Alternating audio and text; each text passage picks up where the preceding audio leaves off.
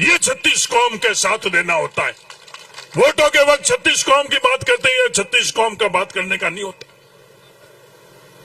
36 कौम की बात कर रहे हैं, ये बात कर रहे हैं मूल ओबीसी की। जैसलमेर के अंदर एक मूल ओबीसी का उम्मीदवार खड़ा हुआ। जैसलमेर बाड़मेर के ओबीसी समाज को मैं ये कहना चाहता हूं, उनको किस तरह से विवश कर इन लोगों ने बैठाया ये हम लोग नहीं जानते। लोग कहते हैं कि साहब मेरी गलती की सजा नरेंद्र मोदी जी को नहीं देना। ये मिल रहे हैं या नहीं मिल रहे हैं? ये विभाग किसका है? इस विभाग का मंत्री कौन है? ये लोग कहते हैं कि ठड़का तो जनता का होना चाहिए। ठड़को की रो मिनखा रो। ठड़का किसका? मिनखा रो। और मिनक चावले रो ठड़को बेनीवाल साहब रो। कई तरह की ताकतें, कई तरह की बातें, कई तरह का हिसाब किताब करने के लिए इस चुनाव को आधार बनाया है। मेरा तो आप सब लोगों से ये निवेदन है, बात अपन अपनी खुद की बात धार की करे, बात बाड़मेर की करे, बात किसानों की करे, बात नौजवानों की करे, और उसी आधार के ऊपर 26 तारीख को अपन लोग वोट डालकर अपना खुद का घर का प्रतिनिधि उम्मीदवार राम बेनीवाल को वहां भेजे। ये लोग कहते हैं कि ठड़का तो जनता का होना चाहिए। ठड़को की रो मिनखा रो। ठड़का किसका? मिनखा रो। और मिनक चावले रो ठड़को बेनीवाल साहब रो। कौन मिनका नी माया है, मिनक तय करेला। खुद कहना हो तो कोई ठड़को होवे को नहीं। वोटों का राज है और वोटों का राज में मिनका करने ताकत है। कीरो ठड़को राखना और कीरो ठड़को। तो अपने को उम्मीदवार राम जी बेनीवाल की मदद करनी। जब हिसाब किताब की बात करते हैं तो लोग कहते हैं कि साहब मेरी गलती की सजा नरेंद्र मोदी जी को नहीं देना। अब जो हिसाब किताब है वो हिसाब किताब तो सब अपना अपना हिसाब किताब लेकर ही आएंगे। खेत खड़ा, खेत के बाद में खेत में मेहनत करा, ला बुलावा भाई गिनाईता ने लाटो ले पड़ो बाजार में आप तुलावा तो खुद है खेत है। खेती तुलावा लाया और की हिसाब किताब उबा तुलवावा तुलवाना तो अपन खुद ही खेती नहीं पड़ेला। आप नहीं साहब मारी खेती रो हिसाब किताब नहीं करो तो हिसाब किताब करो कोई पड़े ही खेती थी। बारी बात है, बारी हिसाब किताब है तो बारी करला। हिसाब किताब खुद ही करना है। खुद के हिसाब किताब के अंदर खुद मूल बात है, जो अपनी बात है, उस पर ये लोग नहीं आते। ये बात करते हैं कि विभाग किसका? इस विभाग से ये 2-2 हजार रुपए जो मिल रहे हैं बाड़मेर के किसानों को, ये मिल रहे हैं या नहीं मिल रहे हैं? ये विभाग किसका है?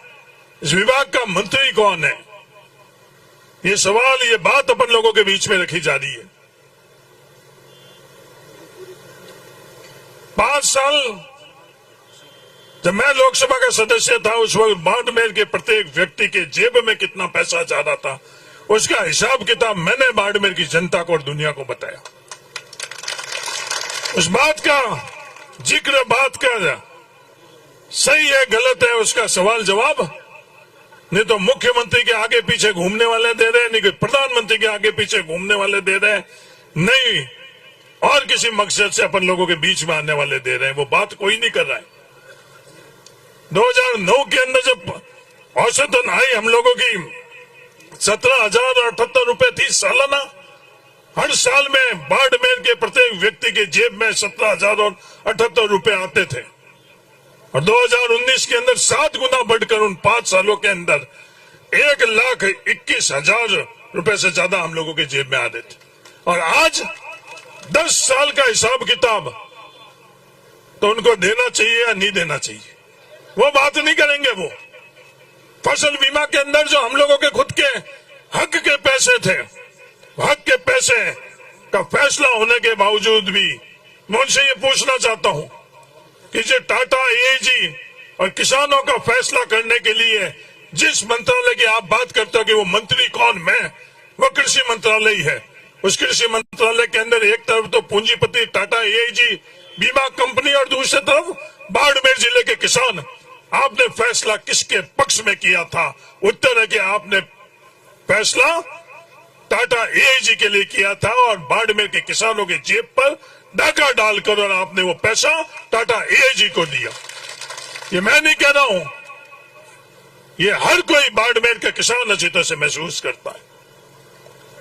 बाड़मेर के रेगिस्तान के किसानों के लिए जो पीने के पानी के संदर्भ में जो योजना बनी हुई, उसमें बाड़मेर के लोगों से 10% पैसा हम लोगों की जेब से डाका डालकर और अब सरकार को ले जाने थे।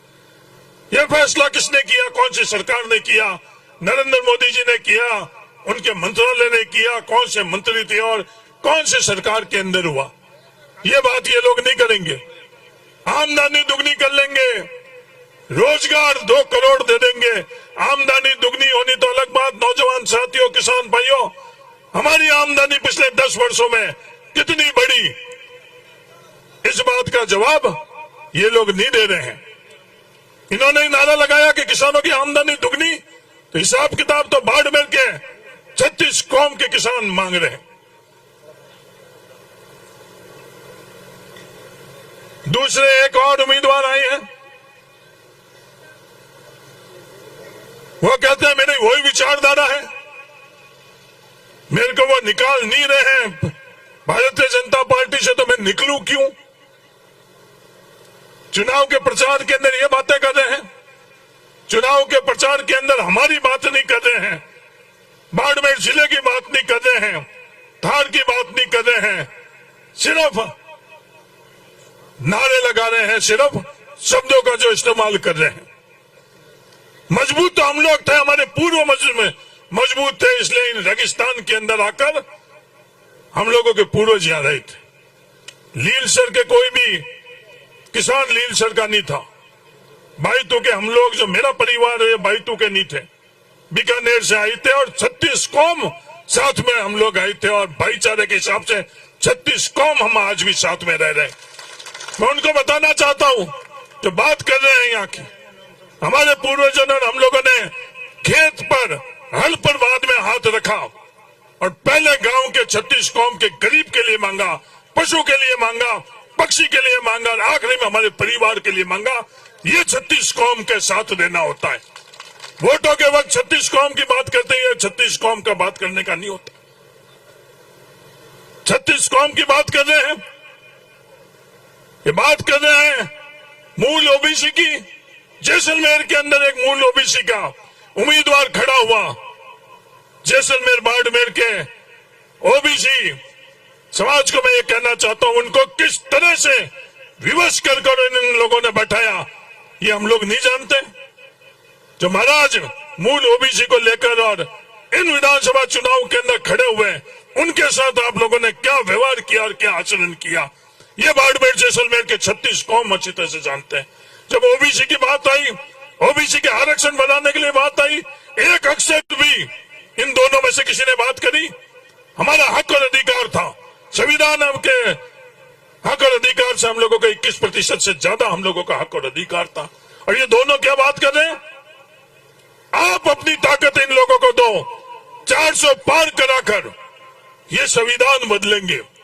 बाबा साहब भीमराव अंबेडकर जी का दिया हुआ संविधान बदलने के लिए अपन लोगों के बीच के अंदर ये दोनों के दोनों आई है। अपन लोगों की ताकत लेकर वही संविधान बदलने की कोशिश कर रहे हैं। ये जवाब 26 तारीख को आप लोगों को देना है। ये बात कर रहे हैं गफूर अहमद जी, आपने बात करी, कभी भी रीस खाकर नाराज होकर किसी का मदद करना है तो अपने लोगों की मदद करना है। ये भेष बदल कर आए हुए लोगों को मदद कर अगर आप करोगे तो आपका और हमारा नहीं, इस देश का पूरे का नुकसान होगा, संविधान को नुकसान होगा, हर इंसान का नुकसान होगा। अपन साथ में थे, किसी भी तरह के ये विवाद पैदा करना चाहते हैं। उम्मीदवार राम जी बेनीवाल को उम्मीदवार बनाने के पीछे आज देश में इतनी बड़ी लड़ाई है। छोटी मोटी अपन लोगों की आपस की कोई भी बात है, अगर उसको नजरअंदाज कर हम लोग एकजुट नहीं होंगे तो हम लोग मजबूती से अपन लोगों की लड़ाई नहीं लड़ सकते। ये सच्चाई। यहाँ आकर इन लोगों को किसान याद आते हैं, यहाँ आकर इन लोगों को जाट याद आते हैं।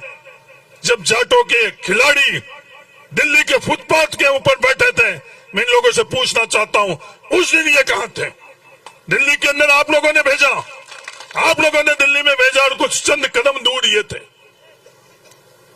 पर ये लोग उन किसानों के लिए, जाटों के खिलाड़ियों के लिए इनके पास 1 मिनट नहीं था। यादव के खिलाड़ियों के लिए इनके पास 4 कदम जाने के लिए नहीं था। जब ताकड़ी तोली गई तो एक किसान के लिए और जाट के जैसे, और ये दूसरी तरफ अपने खुद के दल के लिए जब बात हुई तो अन्याय होते हुए भी हम लोगों के साथ में खड़े नहीं रही।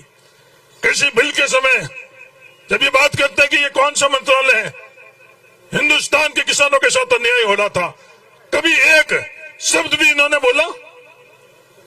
किसानों के लिए एक शब्द भी बोला? माफी किसने मांगी? नरेंद्र मोदी जी ने। माफी किसने मंगवाई? हिंदुस्तान के किसानों ने। कृषि मंत्री ने माफी नहीं मांगी। जिस दिन इस कृषि बिल को वापस लेना था उससे 2-3 दिन पहले ही कृषि मंत्री जो कह रहे हैं कि मैं आपका हूं, वो किसके साथ में खड़ा था? वो किसानों के साथ में नहीं खड़े थे। मैं बोलने के लिए नहीं बोल रहा हूं, कोई भी आंकड़े और कोई भी समय, उस समय कौन क्या बोल रहा था, कोई कौन क्या कर रहा था। कर्नल सोनाराम जी वहां जाकर जो उनका अनुभव था उससे उन्होंने फैसला लिया कि सत्ता और सरकार के तरफ नहीं रहना, किसानों के साथ में रहना। मैं तहे दिल से आपको धन्यवाद देना चाहता हूं। कुछ फैसले होते हैं, फैसले के तरीके रहते हैं, कमी पेशी होती है। ये मैं नहीं कह रहा हूं कि कोई भी फैसले के अंदर कोई कमी पेशी नहीं है, पर जो भी फैसले हुए अपने परिवार के लिए अच्छा फैसला हुआ, ये मैं नीति नियत अपन सब लोगों की ठीक थी। कल हरियाणा के अंदर सर छोटू राम जी के परिवार से, जो वहां केंद्र के अंदर भारतीय जनता पार्टी के मंत्री रही है, जो उनका अनुभव था भारतीय जनता पार्टी के अंदर, चौधरी वीरेंद्र सिंह जी का, वो भी छोड़कर और किसानों के साथ में आई। तो बाड़मेर के किसानों, ये फैसला आप लोगों को करना है कि इस किसान की जाजम पर आकर किसानों को ताकत देकर किसानों को आगे बढ़ाना है, या एयर कंडीशन में बैठे हुए मुख्यमंत्री जी के पास जाकर और अपनी ताकत का वहां नतमस्तक होना है। तो फैसला आप लोगों को करना है। आपकी ताकत उम्मीदवार राम बेनीवाल को देकर अपनी आवाज बुलंद लोकसभा में करवानी है, कि आपकी ताकत वहां जाकर एयर कंडीशन के अंदर मुख्यमंत्री जी के सामने नतमस्तक होकर आपकी ताकत का क्या हासिल करना है, ये फैसला आप लोगों को करना है। मेरा आप सब लोगों से ये निवेदन है, मजबूती से उम्मीदवार राम बेनीवाल की मदद करो, तन से करो, मन से करो और धन से करो। मैं धन शब्द इसलिए बोल रहा हूं, इससे पहले किसी चुनाव के अंदर मैंने ये बात नहीं करी कि हजारों करोड़ रुपए के सामने के अंदर ये जो कुछ भी आप देख रहे हो, यहां पर जो भी आंख से बाहर आप लोग ये माया देख रहे हो, वो धन की ताकत की माया है। उम्मीदवार राम बेनीवाल के साथ आप हो, उम्मीदवार राम बेनीवाल के पास आप लोगों की ताकत है।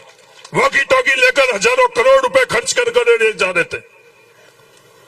मैंने बात करी तो किसान का नौजवान आज वो वॉकी टॉकी हाथ में लिया हुआ, आज यहाँ लील सर से और बासड़ाओं के बीच में किसान के हाथ में भी वॉकी टॉकी आ गया। मैं दुनिया को दिखाना चाहता हूं, ये किसान के पास कलम की भी ताकत है, ये किसान के पास हल की भी ताकत है, ये किसान के पास विज्ञान की भी ताकत है। हिस्सेदारी और भागीदारी सबकी बराबर रही, यही संघर्ष हम सब लोगों का, हिस्सेदारी और भागीदारी अपन सब लोगों की सुनिश्चित करेंगे, सबकी साथ में लेकर अपन आगे बढ़ेंगे। और इसलिए आप से निवेदन है कि आप पूरी ताकत से, तन से, मन से, धन से उम्मीदवार राम बेनीवाल की मदद करो। धन्यवाद। जय हिंद। राम राम।